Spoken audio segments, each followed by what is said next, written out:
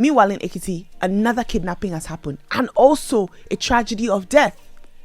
On Monday, monarchs returning from a council meeting were ambushed by kidnappers in Ikole, Ekiti, resulting in the tragic death of the Onimojo of Imojo, Ekiti, Oba Olatunji Samuel Olushola, and the Eleshu of Eshu, Ekiti, Oba David Babatunde Ogunshola.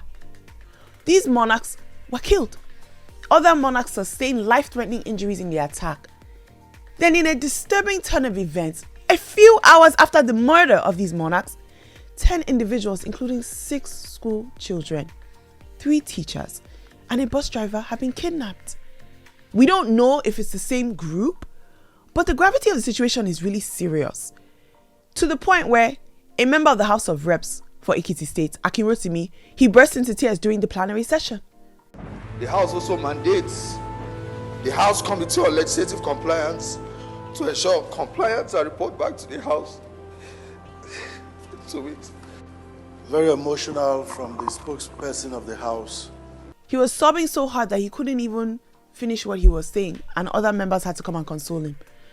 Honorable Motiri moved the motion calling for security intervention to cut this criminality in the bud. The House of Rep also reached a conclusion that they will urge the Chief of Army Staff to deploy soldiers to the outposts in the midst of all these attacks that have been happening. This kidnapping issue is getting worse and worse. It's no longer, oh, it's in the north, oh, it's here, it's not affecting us. It's actually becoming a nuisance in our society. When did Nigeria become this unsafe that school children cannot go to school and come back? You guys realize the gravity of situations like this, right?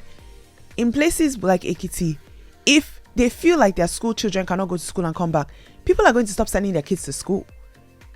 It's actually going to cause an education crisis. I really want to see what our security operatives are going to do about the situation and how they're going to step in to address the situation that's happening in Ekiti. These kidnappers, they are not James Bond. These guys are just everyday people that are seeking an opportunity because they've seen that there's a gap and that security agents are not doing their work.